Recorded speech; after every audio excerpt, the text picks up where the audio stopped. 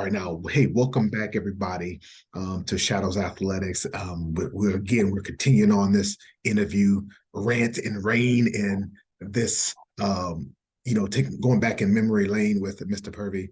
Again, there's no introduction. We know who this man is, the all-star of sneakerheads and creative design. So we appreciate him so much. Just constantly spitting out knowledge and giving us insight, but also just giving us that touch of what it's like in the industry, which I call life, because I guarantee you these values that's in life, they go right hand in hand with what you do in this creative realm here. So let's kick off this question that I have. We would agree that industries right now have been hitting like a reset. I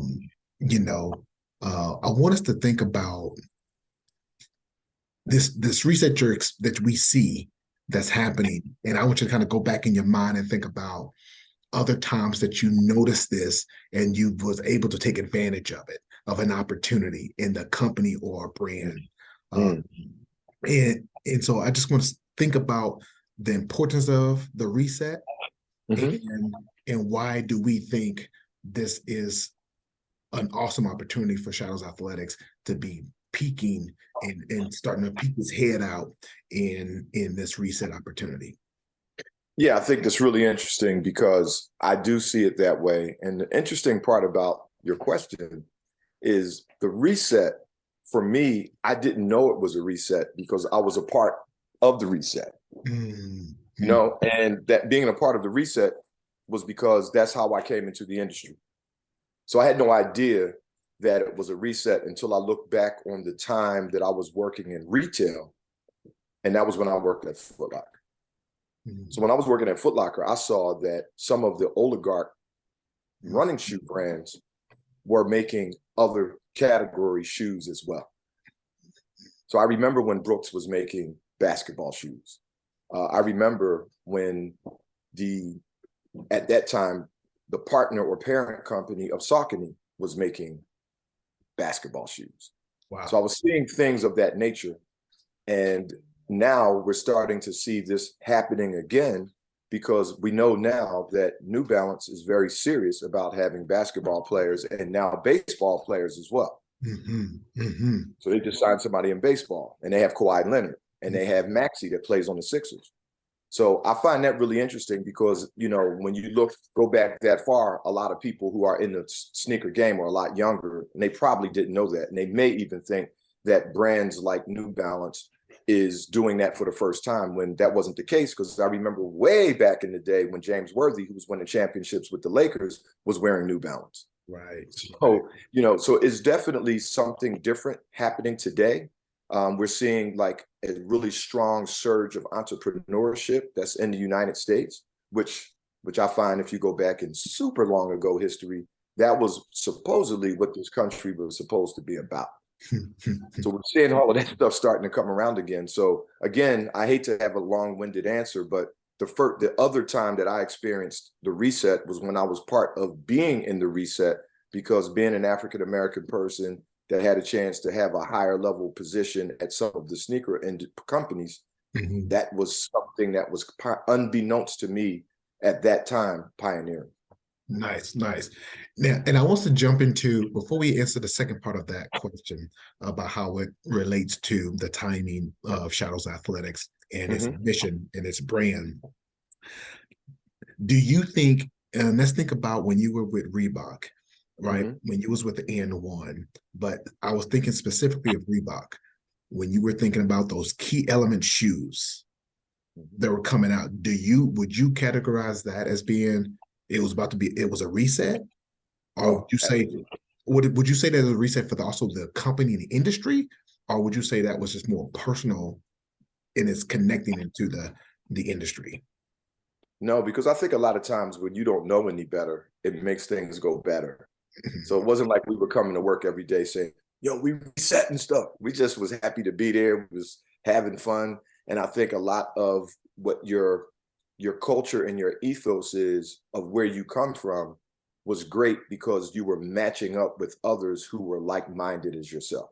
Mm, So mm. I would say when the pump shoes at Reebok came out, that was beyond a reset. Was it huge for Reebok? Absolutely, because that was a technology that still is right where any technologies that are coming out today. Mm, mm, So mm. that was a change. That was a crazy change. And, again, when you don't win and you're not dominant in the current era, what you did in the past is oftentimes forgotten. Right, right. And we could see that when you look at all of these consistent conversations about who's the greatest athlete of all time. Mhm. Sometimes the people who aren't here to speak up and say, what about me? We don't talk about that. Right, right, But, right. Reebok, just in pump shoes alone, it did about $1 billion. Just not the whole brand, just in the pump shoe category, it did crazy, crazy money. Wow. And then, what tied in with it, it was just a lot of people in that era that had this unique entrepreneurial, I'm going to do something different attitude. Because if you remember well, it was, which I love this person to death, and I was glad to re-link with him in recent years. But if you remember when D Brown covered his eyes like that and he did the dunk, well, that was the first time somebody did a trick in a dunk contest. And look at all of the tricks that happen today. Yes, yes. So, That's so was that a reset? I don't know if you want to call it a reset. I think it was really more of a jumping to the next level of importance in the footwear sneaker industry. okay. So maybe that's where it's tying into I'm not trying to shift the conversation, but as I think about the NBA in that time when Mm-hmm. the shoes were coming out with the pumps, but I also feel like the culture Mm-hmm. was gaining ground, Mm-hmm. because you got to think that more, I won't even say that it was probably more acceptable at that time, because you start having athletes that saying, well, this is what I'm gonna represent me. I'm Mm-hmm. gonna represent me and my brand. And it just so happened me and my brand is connected and tied to, at that time, again, this particular ball player, Iverson, right? We're talking about with Reebok, because he was very authentic. Mm-hmm. And I feel like maybe reset is not the right word, but it made people come back, or it made people come back and say, you know what? I can be who I am, and Yes. not only support this brand, but be myself in this sport, right? On the basketball court or whatever. Yes. So Yes. so Well, maybe I think it was two things. I think the reset did happen. And after the reset happened, it allowed those individuals and okay, companies to do what you just described. okay, You know? okay. So that's why I was like going, I don't want to misuse the No, word no, no. reset, because I You're fine. kept thinking like it had to be something Mm-hmm. that made them, and it wasn't meaning that it was a desperate cry. It doesn't mean that reset means it's a desperate cry. It just means trying a new lane, Mm-hmm. or going deeper in a lane, right? Or again, gaining new audiences, Right. widening your territory. So as we speak about that, now let's jump into why the time is now with Shadow Athletics. Um, Mm-hmm. you already know the pivotal things. I mean, we already got the social media that's happening. So listen here. If you have not joined Shadows Athletics Facebook page, social media platforms, you're missing out. You're missing out Absolutely. on information that you can get at your fingertips. So I'm charging you to go look up Shadows Athletics, and you go ahead and you put it as your favorites. You make sure you lock it in, and then that way you start seeing upcoming things that's going to be happening, and new posts, because it's life changing. So now that little plug has happened, Right. why is the time now in this reset that's happening? Why now with Shadows Athletics? Well, I think because of social media, and this has been going on for a few years, you have a new mindset and a new generation of influencers, entertainers, and athletes that have such a strong following on their own. They can say, I can do my own thing. I am a brand. And I think that's something that of these generations that are coming up now, I don't want to use none of those labels because a lot of times people don't like those labels. But Mhm. let's just say the generation that's coming into power right now, a lot of them see themselves as brands. So you see them either starting their own brand or actually looking at themselves in a collaborative way with said brand. And I think that's fantastic. And when you see this surge of entrepreneurship in the country, and when you see now we can see sometimes a crack in the foundation in some of the oligarch brands that you've gone to consume and gone to feel that they are as strong as anything and they're never going to go away, we're starting to see that might be a little bit different. I think that it doesn't mean those brands will go away or fade away, but it just has to be now a little bit of room for others to come in. And I can say a few brands as an example that are very new brands compared to the old brands, and we start to know about them because of social media and because the world is much smaller now. So when you look at a brand like the noise that Allbirds made when they were actually scaling, this brand became famous before it even was fully developed. So it was able to kind of grow in popularity in a certain tribe that's in our country that now is starting to bleed over to others who wasn't aware of it initially. Then you look at a brand like On Running out of Switzerland. Wow, what they're doing right now is great. When you look at a brand like Hoka, which is also a European founded brand that's now doing a great job in the United States, which we don't even know what the potential of those brands I'm mentioning right now, because they're known, but it looks like they're still like not even, it's like when you see a really good rookie in any sport and you say, oh, he's really good, but I can tell as time goes by, he or she is going to be better than what they are now. So I kind of look at things analogously like that. And I just see this opportunity because using those as an example, and there's many, many more, then you can see that why would Shadows Athletics, which is bringing something to the table that someone else doesn't have, what would be a better time? Boy, chills. Chills. Chills is running because I believe it. I believe what you said. I believe it's to be true.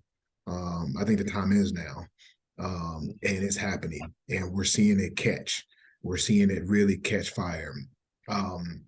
So, and you talked about with the technology and what we provide that no one else does. And this is an added question. How can we make that mirror and match to really speak about the culture? Being honest is the first thing, because I see a lot of times where certain brands come along, they make a lot of noise really early because they're telling you what you want to hear and not necessarily what the reality will be. So I think it's very important to maintain the honesty about it. And I think that this is something that's not just a technology that says you will perform as an athlete. It could be a technology that says I can perform better at my day-to-day job because I'm a blue-collar person that needs to go do this job every day. And this thing that now is available, that can be used to keep someone who is more of a typical American hardworking person. Wow. Now that's the part that gives me chills. But to me, that resonates. That can even resonate with a young child, male or female. If they know that you put in that hard work, right, and you don't want to quit, you're not going to surrender. I believe that work ethic can even improve your abilities because you're not willing to quit. You're always looking for techniques. You're always looking for ways to better your craft. So as as a person that is wanting to increase your abilities and your skills, well, you use those same traits in life professionally. If it is a blue collar worker or if it's a white collar, it's the same traits because it's a mindset. It's a mindset.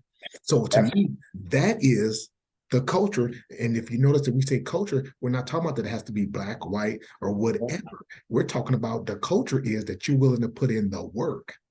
And you want to play longer, right? Or you want to do and be the best and hold that position longer. That to me is what Shadows Athletics really stands for. Because it's really about, if you want to be the best and you want to put in the work, join the team. Join the team. So, Absolutely. man, this is awesome. This is awesome. Now this is something I'm gonna do this is an alley-oop.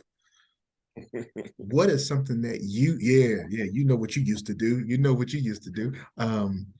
What is something that you see that is very unique besides the technology, but that is very unique for Shadows Athletics that you can say, hey, man, you envision of what we're doing in the next X amount of time, you see this level can be here. Well, that's fantastic, because I think that the combination of those individuals who are successful in what they do and people looking at, let's say, for instance, you're part of Shadows Athletics, and at one point in time, you worked in a factory and you had to do what we consider blue collar work. And then somebody else in Shadows Athletics that's a part of it was more of a white collar person and had an executive job. But that executive job person looks at the person who was working in the factory as on the same par, because you were really great at what you did in terms of being a white collar person, but you were really great at what you did because what you did made it so that I can be the face. What you did was so I can actually represent this company. You might not represent the company and have the speeches, but without you, it doesn't work. So it's almost like a person who has to come off the bench in a sport. Without that others, as Shaquille O'Neal has coined, he calls them others. Without those others, you can't win a championship. And the bottom line is, at the end of the day, are you interested in being the best at what you do with no support and you made a lot of money, but your brand isn't around anymore? Or do you want to say, I will come off the bench so that we can all eat, so we can all win, so we can all get a ring? That's what I see things being about. That's my mic. That was a mic drop. That's it. That is Shadows Athletics. That is Shadows Athletics. Yeah, but I'll tell you really quickly, one of the things I always do, I almost said done because I still do it, but I always do. When I was like at all of these different corporate situations, when I would see people that had what most people see as like an unimportant job, I would always stop and hang out and talk with them, because you might not know, when I was younger, I might have had that same job.